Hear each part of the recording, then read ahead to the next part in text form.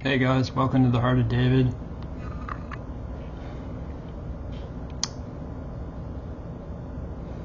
This is a hard message today, because of what I'm going to talk about. I don't feel well. You wonder why people develop PTSD, all those types of things. I don't want to be the type of person that I don't want to hide this. I'm going to tell you something that happened to me, and I don't want to lead people in the wrong direction either. I want to tell them what I was up against and what I thought, and a verse in the Bible. My thoughts are still running in overdrive because of what happened to me yesterday.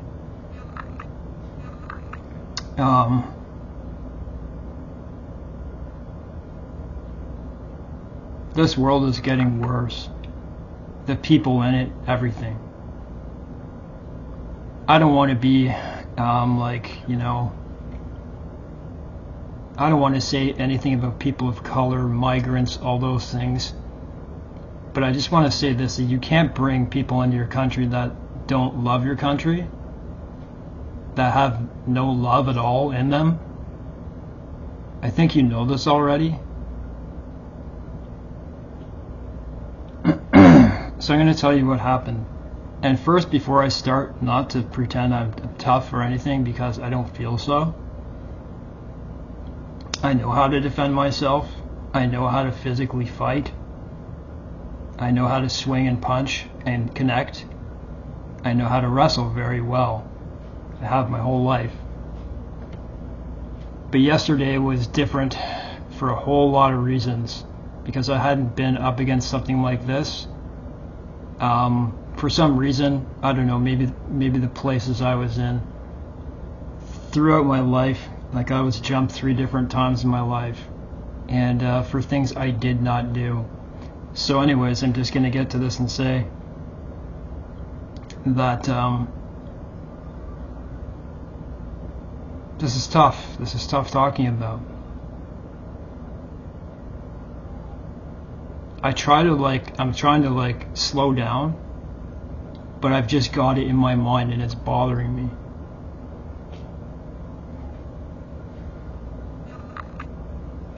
Yeah, I dealt with the police. I called the police immediately, and so I'm going to tell you what happened yesterday. And I'm going to tell you, when I came back, like, I feel angry on and off about this.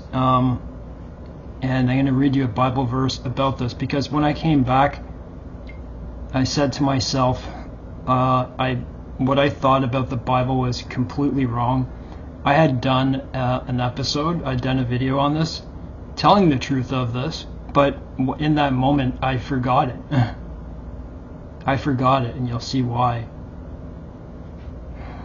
I'm in pain in my neck and my upper back. The guy tore my upper back and neck, and I'll tell you why. So I was assaulted. You might want to call it battery, because they say that assault is just someone intimidating you, but when they actually touch you, it's called battery.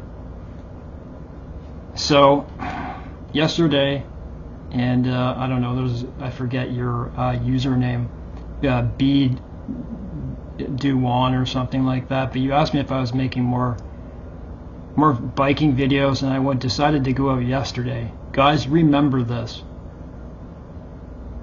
I just recovered from a fully strained back in at least 5 places in my back, both my upper and my lower, okay? I spent like 4 or 5 months getting over that. And before I tell you what happened in the lesson with this, I want you to consider what I was up against. I have spinal adhesive arachnoiditis, which means if I try to defend myself, I'm going to be in a lot of trouble in my spine.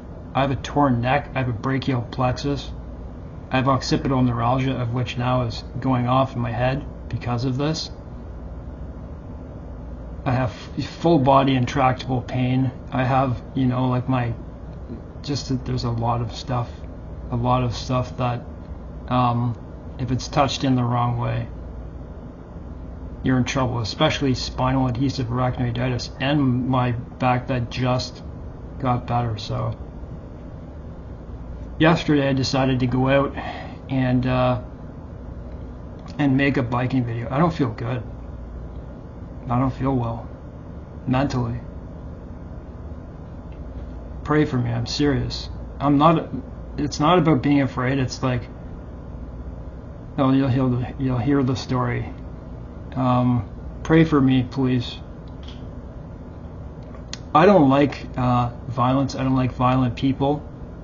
I've had to defend myself on quite a few occasions. Full fist fights. So it's not that it was just the nature of it. So anyways, I went and I made a mountain biking video yesterday. And I biked from one forest right to the next onto a road and then to another forest. I uploaded that too. And as soon as I shut off the camera, I remember I turned around on the trail and I came back the way I came, and I thought, like, I'm doing pretty good on this trail. Like, I have a 24 speed K on my bike. It's a pretty nice mountain bike. And, you know, I'm able to go up grades that are like this, or even high, you know, like, I know you call that 45 degrees or 90 degrees. And I thought to myself, I've been biking for so long, I haven't fallen off in a long time, you know. When you ride a bike, you know that's coming at some point. As soon as I thought that, like, I fell forward over my bike, my leg, I caught a rock luckily, and I stopped, but it was kind of a bail. And I thought, wow, you know, don't think those types of things, because, you know, you think of them and then they happen. I moved no more than 20 feet, and I don't even know how it happened. My bike went over to the left. I went over the handlebars over to the right, and there was a rock. I was lucky. This is why I keep in shape. This is why I do push-ups. This is why I do dips. For times when you're going to need it. I fell on a rock that was smooth, and it was big, and I landed directly on it in a push-up position. I'm like, I have to stop mountain biking right here, because I don't know if I pulled my back or not. I don't know if it's going to happen, because it just healed. So after I finished that, which it was a forest near my dad's, I went over to my dad's and I spoke to him probably for about 40 minutes. And I told him about that. I had marks on my legs and chest, and anyway, so I was doing something with him. I was teaching him how to do something on the computer, and the pain wasn't there. Nothing was happening. So I know there was no pain. So as usual, I get on my bike and I'm going back over. I'm not going to say where it was, but just give me a second and I'll tell you exactly what happened. Listen, I don't want to pretend that I'm a tough guy. I don't want to do that because I didn't feel so tough, because I really couldn't defend myself for certain reasons. You'll just wait a sec.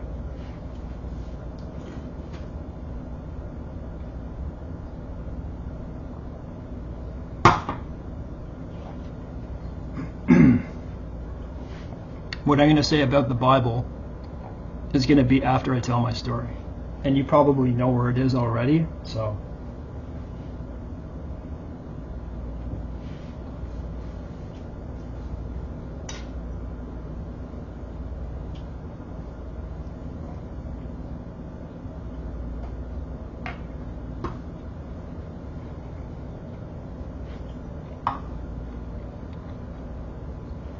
I've been through a lot of bad things in my life. You can go to I Shouldn't Be Alive part 1 to 4 to find out what those are. I have post-traumatic stress disorder from single events. And I believe, okay, I've never been diagnosed with CPTSD, but I know that's what it is. I had to accept that because of all the traumas I went, just a whole variety of them. I understand. I'm always looking over my shoulder. I'm hyper vigilant. I know what it is. And, you know, God really helped me in that manner. You know, in the Bible it says that because of lawlessness, the love, you know, will grow cold. This is one of those things. So this is what I noticed anyways. I live in a pretty nice area, okay? And there's a lot of people from other countries in the last 10 or 15 years moving in. So it's really mixed, you know? There's a lot of black and white around where I am. To me, race is just nothing. There's no such thing. They're people. People. It's hard to not look though and see that the people who are not assimilating correctly assimilate, right? It just means that when you come into a country, and this person was not, heavy accent, dark black African descent, I don't know, maybe from Kenya or Sudan or something like that. And so I'm not saying it's about that. It's about the people who you bring into your country. For what reason are you bringing them in? I'm having a hard time. I really am. This is the first time I've opened up about this, okay? It really is.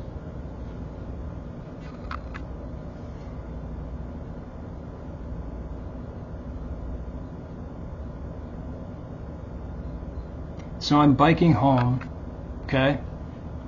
And like, listen, I don't care. I'm just gonna say, because if anyone knows where I do live, anyways, I don't really make it a secret in my business and all that type of stuff. I come to, and I've seen this person before. They're standing right on the lip of a tunnel that crosses over the Queensway, over the highway from one part of the city to the other. It's like a big wide, you know, it's like maybe 15 feet wide. It's pretty big. And you know, the sides are concrete, and then, you know, one half is concrete and the other is all glass. It's really nice. And you do see him sitting there by himself, staring in the same direction. Maybe over 2 years I've seen this guy just staring in the same direction, very same place. Very strange, intimidating, okay? That's all I have to say. I know other people, and I'm not going to say who that is, who have also seen that and agree that this person's intimidating. Very dangerous too, and I'll tell you why. So I'm biking up, and I'm going up a grade, and I'm getting right to the lip. All of a sudden I'm like, you see me in other videos, it's illegal where I live to smoke marijuana in an enclosed space, okay? You can't do that. And you can't do it in a park area. So he was doing both. And it wasn't that, okay, that set me off. I can't remember now, but this is what I believe it was because of what happened. There were people ahead of me, and I think there were 2 people on a bike, and there was a young girl with a parent, and they were ahead of me. And when I went by, I'm like, whoa, man, you know, like, you could get high just by smelling this. And a child is going right, like, I'm telling you, like 2 feet away from this guy smoking a joint, and he's inside the tunnel, okay? I would have said if he was outside the tunnel too, because you're not supposed to do that. I don't tell on people, okay? It's not like that. It's like, you know, don't smoke in my face. Don't smoke drugs in my face. Don't do it in front of a child. Like, you know, if they have to go through your smoke. People are so brainwashed right now that because it's legal, they think it's not called drugs. A week ago, I went in front of a grocery store, okay, over here where I live, and there was a guy who was smoking a joint right in front, and it was like all in your face. And I said to the guy, I said, "Do you mind not smoking right at the entrance?" Couldn't reason with him, couldn't do anything. So prideful. He asked me if I was in a psychosis. It was like, okay. They do the very opposite. Just unreasonable people. When I got halfway through the tunnel, I said to myself, I got to say something to this guy. It really ticked me off that I saw a kid go buy drug smoke. So, I don't know, I guess my thumbnail in this is going to be suffering for doing what is right. That's exactly what I did. Just give me a second. I don't feel well about this, and I have a lot of pain in my neck and my upper back.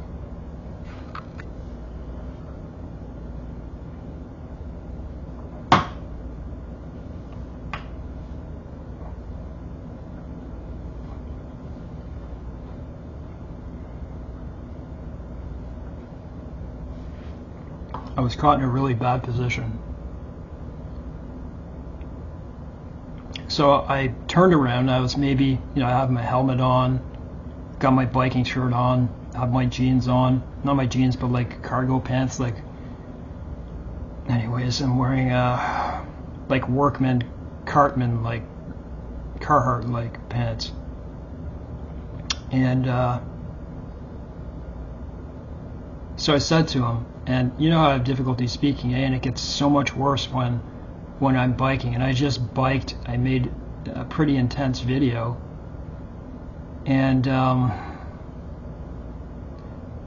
I said to him, you're not supposed to smoke right there, it's illegal. And I said, a kid just went right by you, and I don't like smoke in my face.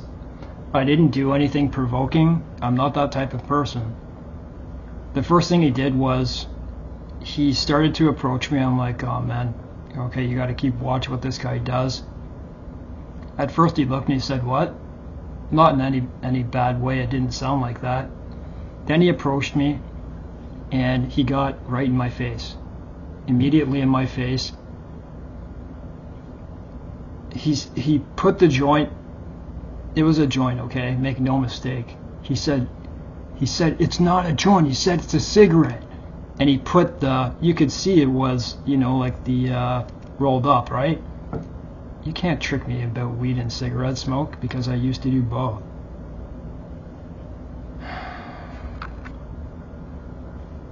He went from 0 to 100 in my face. I have to admit, I was pretty surprised. I didn't know what to do. I didn't know what to do because I didn't know what he was going to do. He just kept screaming in my face.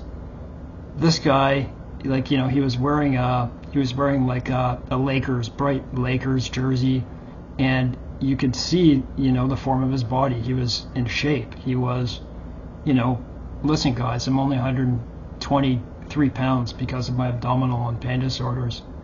So the guy was 25 pounds heavier than me, and muscular, like probably tough. That's what I was up against. And the first thing that I thought in my mind was, this is the way that Hamas acts. I'm not kidding you. This guy has zero love in him. This guy has hurt other people before, no doubt. It was just a lot of screaming in my face, and it wouldn't stop. And I forget exactly what happened next, how I just kept trying to move through the tunnel, and he's like, get the F out of here. And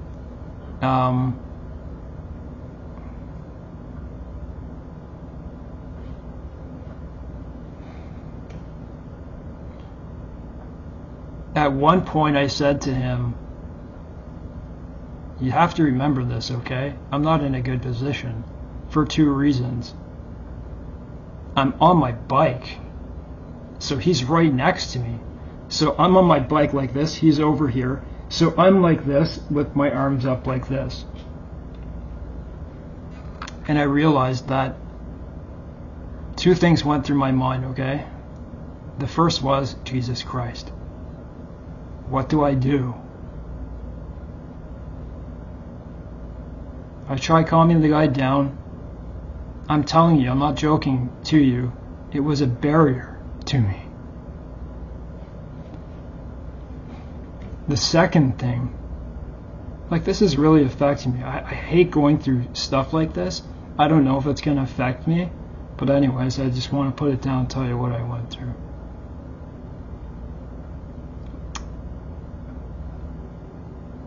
I realized that if I'm going to get engaged here right now, if he hits me, I'm on my bike. I'm in the worst position that you can be. I've got my helmet on too, and that wouldn't help in that situation. So I've got one leg, over one side, one leg over the other. I'm like, and if I try to get off my bike, the guy might strike and I might be in just a really horrible position. So I had God in one thought, and then the next I had my back, I just healed it, but even worse, I have spinal adhesive arachnoiditis. I have spinal inflammation, guys. I have adhesions in my spine, adhesions, scar tissue. And if that scar tissue is torn, I can end up permanently disabled. So when I tear my adhesions,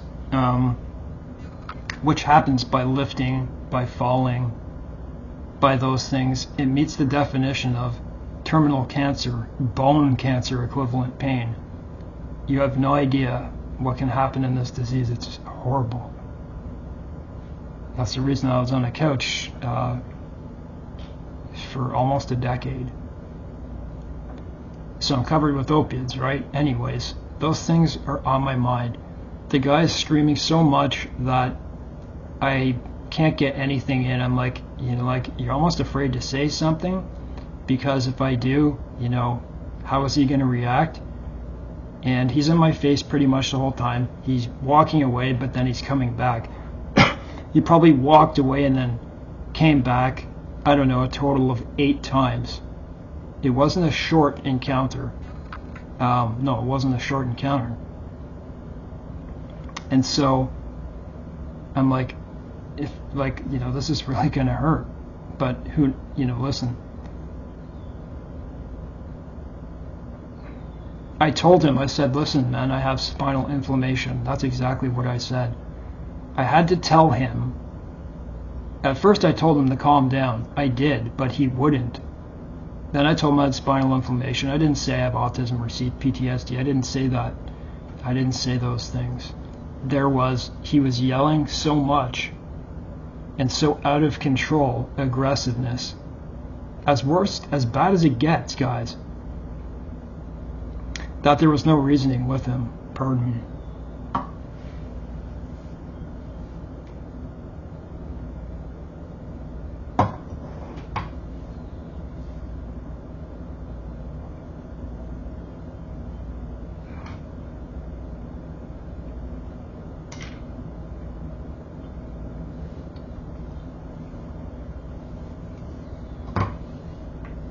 What would you do?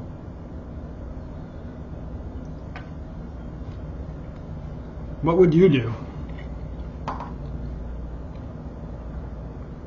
So things like turn the other cheek, right? No weapon against me shall prosper. Wake up, man. We shall go through tribulations. You think of all the saints throughout all 2,000 years, they've been killed in the worst ways. And what I said in another video was that what I think no weapon against you shall prosper is what it turns out to be. So you can go look, there's preachers being shot in the head. But, something good may come out of that. A lot of prayers, a lot of people may come together. don't fall into that category. It makes me very angry because that didn't just happen to me, and I am saved.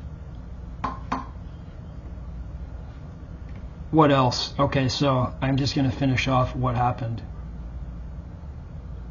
So I know there's no reasoning with this guy, you know, to the point where I just didn't want to say anything anymore. So I'm like this, right? I'm on my bike. I'm about 2 feet from the concrete wall, which probably goes up to maybe my waist, and then it's like a bar that you can hold on to when you walk, and like glass to the, I don't know, it's maybe like 13 feet high or something. And so I'm like this. I'm trying to like hold him off like this, you know, like so he doesn't get directly, but he's right in my face. And the only reason I don't feel, you know, you walk away from these things and you're like, you know, was I too weak or was I too something like that? No, I don't believe I was, because I realized when he was in my face, I'm looking at him eye to eye. If he strikes me, then I'm going to have to start punching. So that's what it was. I'm not telling someone to fight. I think the best thing to do is try to bring the volume down. But here's the reality. If someone is in your face, listen, I had to do research after I came home. I don't feel well. I feel a lot of anger about this. It's not like this is, you know, the only time, but, you know, like since in my journey with Christ, this is the first time something like this happened. Suffering for doing what is good. I was telling him, listen, the guy was breaking the law. So, and listen, if you want to smoke your marijuana, it's not about that. It's not about that. I don't like seeing that all over the place. Like I said, I walk out of my place, I can smell it everywhere. There's not a trip I go outside and I don't smell it. But you know, like when someone's yelling in your face and you know they're probably pretty tough. And I knew he hadn't been here long because I heard how heavy his African accent was. There was definitely something wrong with him. Definitely something wrong. And I knew that if he threw a punch, then that was it. I had to fight. I knew it. My adrenaline was up so high. I think I handled it pretty well.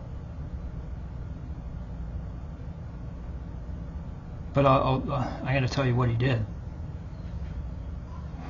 So I'm on my bike. I'm about 2 feet away from that wall. And he's going away. He's coming back to me, going away, coming back. And then just like my adrenaline's so high. I'm on my bike. If I get off my bike, you know, I could be in trouble. I'm just trying to get past this guy. He pushes me into the wall pretty hard. I guess it was as hard as he could do. And I'm used to being able to I know how to keep on my feet when people do these types of things. Let's just say I know how to fight. My bike fell about halfway, but I stood standing. And he started to move away, and I got on my bike, and I started to feel pain in my neck. So I've got, my guess is my upper back, my nerve is pinched. It really hurts. Spread all over my shoulders, up the back of my neck, setting off my occipital neuralgia.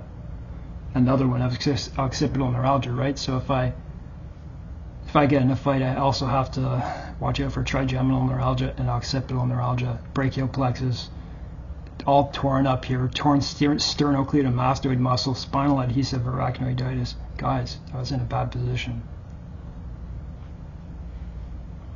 So he just kept yelling, and he was starting to make a distance. And I know as crazy as it sounds, I wasn't going to turn around and go all the long way around. Okay? Like, I suffer with pain. Listen, I'm not going to go around. I know that was probably the best idea. I wasn't going to let him do that. I said, "Are you going to let me pass?" And, you know, like as I'm going past, he's just like yelling, and I get about 50 feet away. I stop on my bike. This would be different if I was on my feet. I believe so. Very intimidating man, probably about 30 to 35.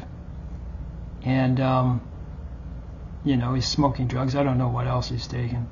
It looks like he was on methamphetamines or something, I'm telling you. I'm about 50 feet away. And, you know, like, I'm out of breath. I was already spent already. I'd already done all the things that I was going to do in that part of my day. I'm on opiates. I'm on all different types of pain meds. But I stopped. I was out of breath. I have difficulty speaking because I have a dystonic-like voice disorder. But I said, do you know Jesus Christ? I'm not kidding you.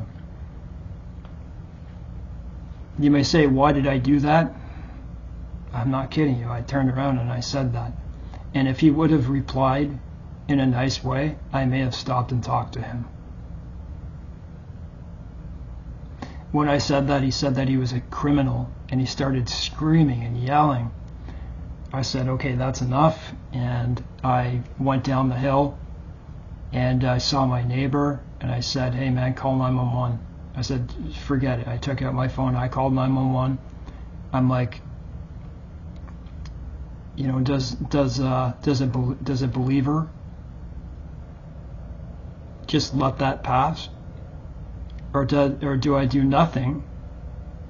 And he sits there in the lip of the tunnel, and if anyone says anything to him, that's the response. That's it. That's all it took. If I would have said to him maybe something good, it may have been different. But if I would have said like anything that was disagreeable with him, he would have attacked them and hit them. I'm good with everyone that I come across. Everybody.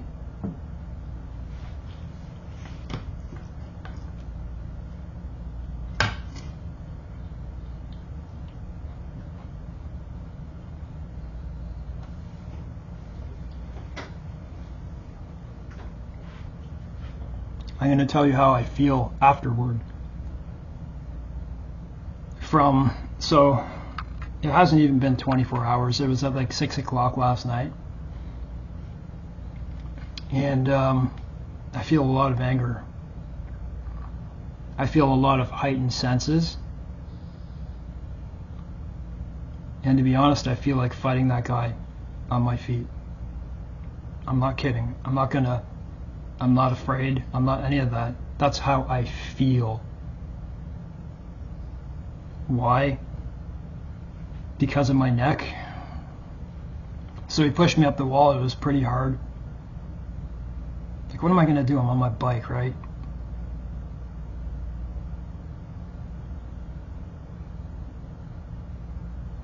Anyways, I walked away better. If I would have engaged in a fight and gotten off my bike, then I'd probably be in the hospital today because of my spine. Who knows what else would have happened. I'm not endorsing fighting, so I'm finding it very difficult to concentrate. I may have to talk to somebody. And not only that, but what now? Am I not supposed to go in that tunnel? Am I not supposed to do that? What if I see him again?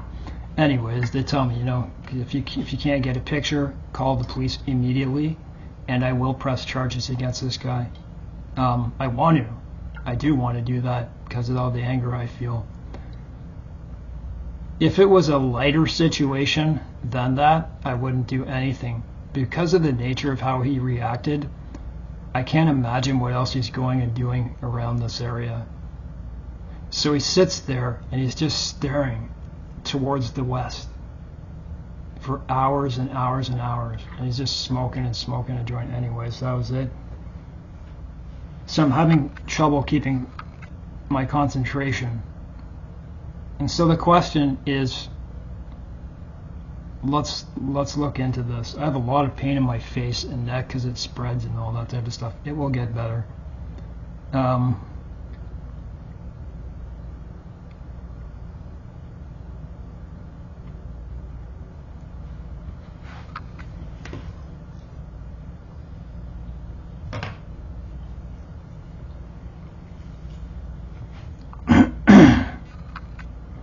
This is what people use.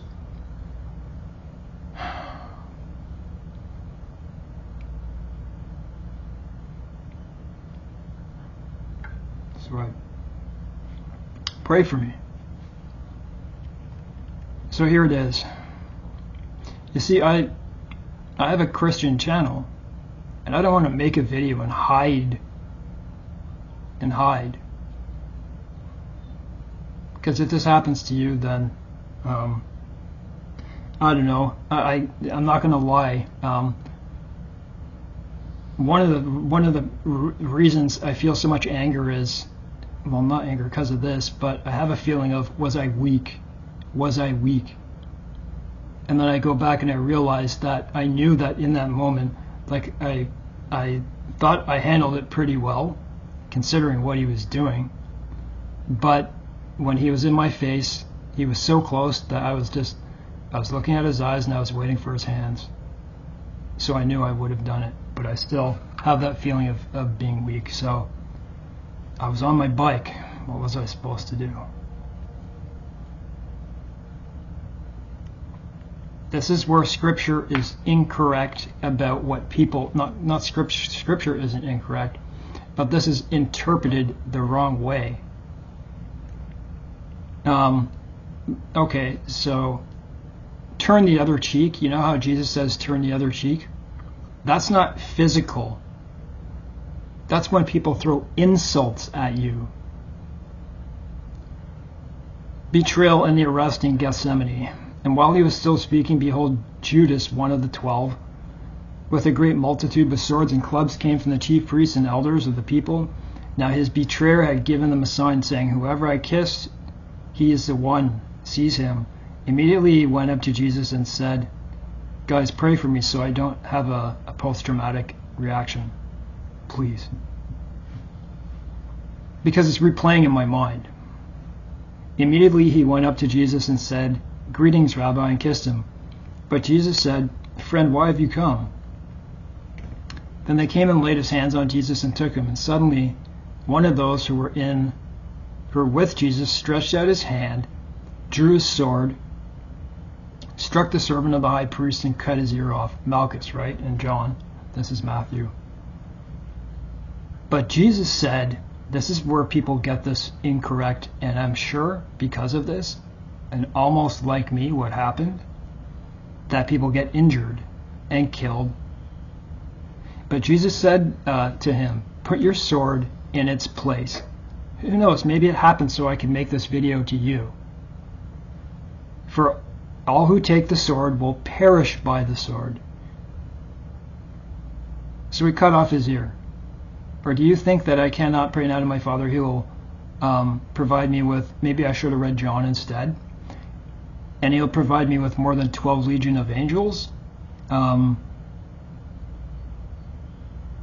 This is the part they get wrong. How then could the scriptures be fulfilled that it must happen thus? What does that mean? Let's go to John. I'm just gonna explain it. Peter cut off his ear, right? I'm in a lot of pain. Pray for my back too. Peter cut off his ear, and Jesus said, those who live by the sword. What he means by live by the sword are people who live, who carry guns, who are violent and all this type of stuff. It isn't for people. It isn't about defending yourself. The reason Jesus said, put your sword back, don't cut off the ear, is because if everyone had jumped in and tried to fight, that Jesus wouldn't have fulfilled why he was to set out to do. to take away the sins of the world for us, to go through all that hell that he went through. So what Peter was doing was getting in the way of that. And that's what people don't understand. It doesn't mean you can't defend yourself.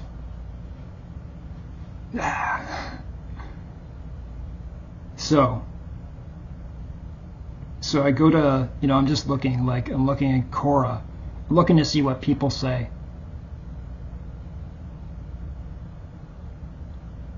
So, as a Christian, is it right for a person to defend himself when attacked? So there's a big line here.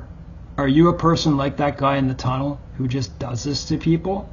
You might carry a knife or a gun wanting to hurt people. Those type of people will die by the sword.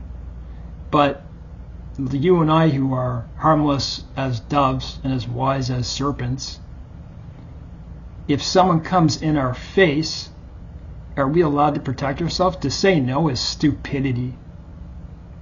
But I got caught in it. I got caught between that and trying to do right, trying to lower down the volume. There was no lowering down the volume. Unreasonable. Completely unreasonable. And that I had to protect my spine. I had to make a good decision on that, plus I was on my bike. So, just give me a second, guys, my pain, man. And then I'm going to read this and end the video.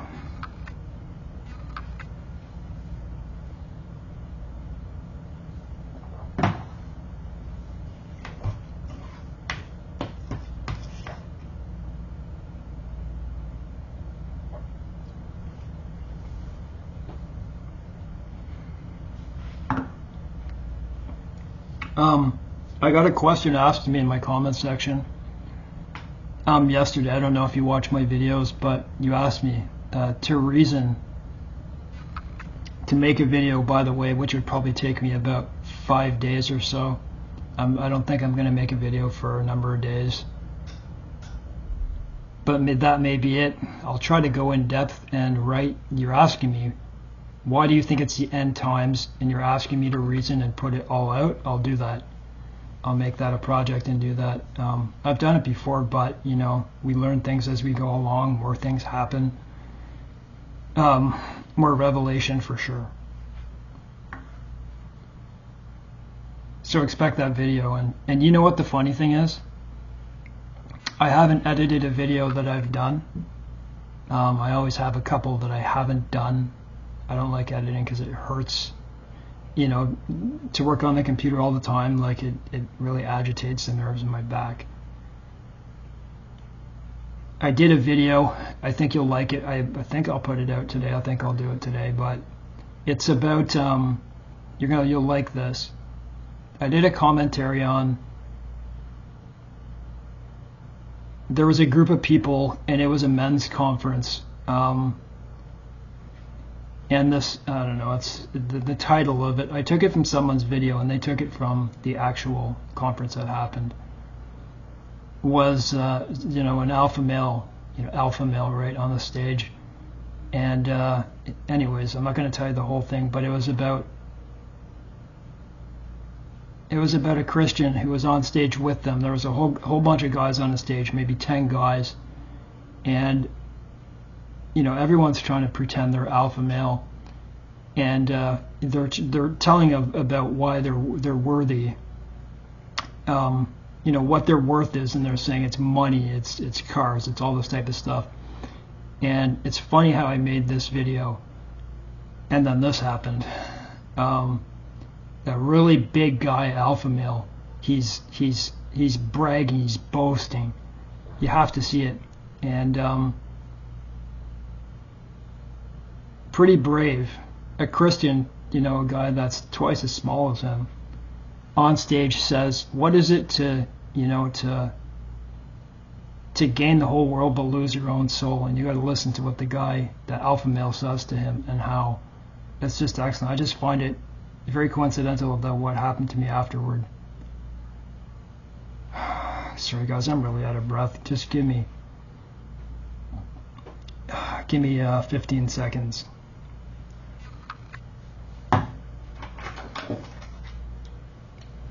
I'm going to put this on my back right after this tens machine to try to get it better.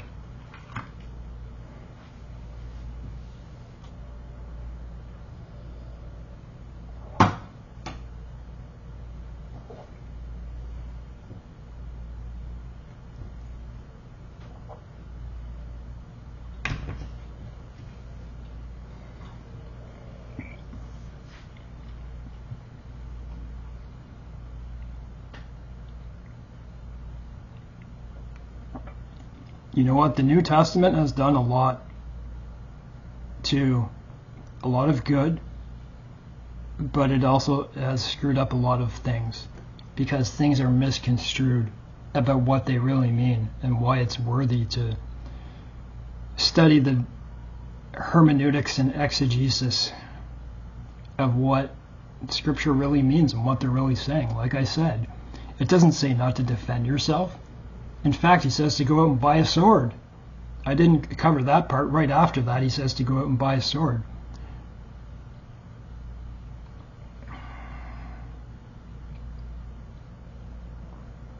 So I'm just going to start off whatever this guy's saying. As a Christian, do I have the right to defend myself? So this person says, I think so. I think so. Justification from the New Testament Scripture is weak. I agree. Unless you look into it properly. But we do have Romans 13 that allows police and soldiers. Like, are we really at the point where we're saying we can't defend ourselves at all? If there's a flurry of punches in our face? It wasn't very... I wish they would have made it more clear in the Bible. That allows police and soldiers to exert deadly force and calls them to minister of God to you for good, and that they bear not the sword in vain. So those people are allowed to use deadly force. How then do we explain turn the other cheek then? First, I think it's important to recognize that Jesus wasn't talking about a brawl where people are trying to break your jaw. He was talking about an insult. Hear that, right?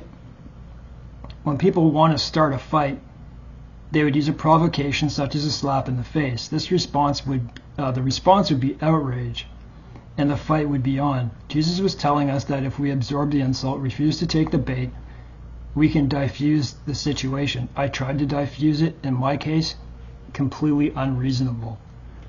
I tried twice to bring it down, and he just wouldn't stop. He could have given further instruction on this, but he didn't. I would submit that we only have two cheeks, unless someone here wants to get cheeky. Continued abuse may require some measured response. In addition, some appealed to John the Baptist's answer when soldiers came to him and asked what they should do to show repentance. He said, do violence to no man, neither accuse any falsely, and be content with your wages. That doesn't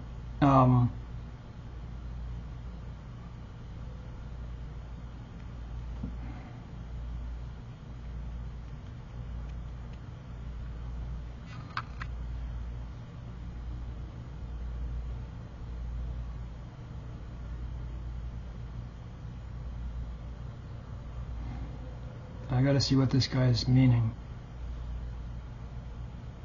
Let's take it one more step. If you see someone being attacked and the only way to stop it is with a prayer and correct application of a 2x4 to the back of the attacker's head, do you A, let the attacker rob, rape, or kill his victim, or B, do you whack him a good one? Let me put it this way.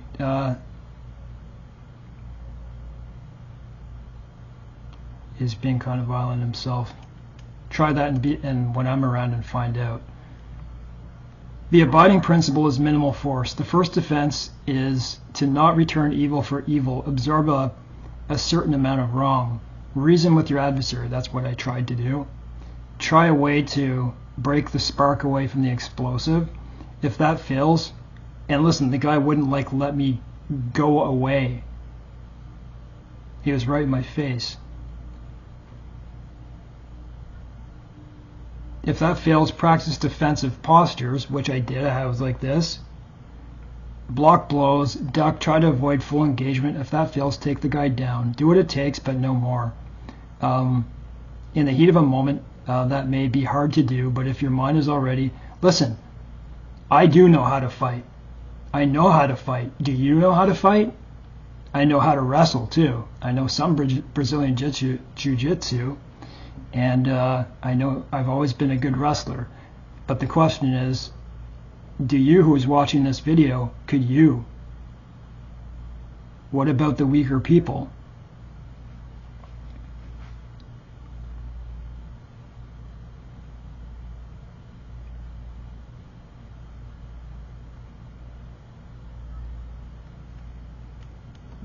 Yes, I would forgive him if he asked for forgiveness, but that's not the case. I realize there are some cases where you can't communicate, especially if legal actions could be pending. I think I read the wrong one anyways, but guys, I think you get my point. You have the right to defend yourself. If someone is in your face, sure, let it get to the point where you think that it cannot be controlled. Defend yourself if need be. That's what I have to say. I'm just going to look like a little bit more.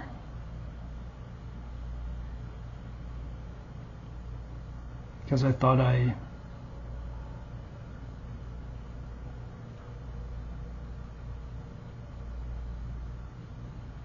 Of course you have the right to protect yourselves, okay? Don't ever think it's the other way. And I'll just read one more here because the time's like, I woke up late probably because of everything that happened. This person claims to teach the Bible. I don't know. 48 years teaching the Bible. I have my pepper spray ready. Listen, we're living in a time where, can you imagine living in New York City, right in downtown and all that type of stuff? The person I came across was no different than coming across someone from Hamas. That's what just happened to me. People have a right to protect themselves and their loved ones from aggression and deadly harm. The Bible indicates that so if there are verses in the Old Testament, don't ever think those aren't true still. The Bible indicates that a person may defend himself or his family if physically assaulted. Exodus 22, 2 and 3. I'll have to read that. He may ward off blows, restrain the attacker, or even strike a blow to stun or incapacitate him. The intention would be to stop the attack. That's where I'm going to stop, guys. I don't feel well. Please pray for me. And so that's what happened to me. I don't feel good about it. And, you know, like, I know I have to, I'm not going around, you know, like I'm not going around because there's a tunnel, right? And the only other way, listen, I'm disabled. I don't like saying that, but I am. It's kind of hard to avoid that. I bike, I walk. It would take a lot of time to go all around the other way. It would be like a mile and a half. I don't think so.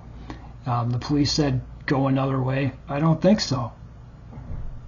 So if I see him, I'm not going to approach him. I'm just going to call the police far enough away that he doesn't know who I am and have him arrested. Thanks.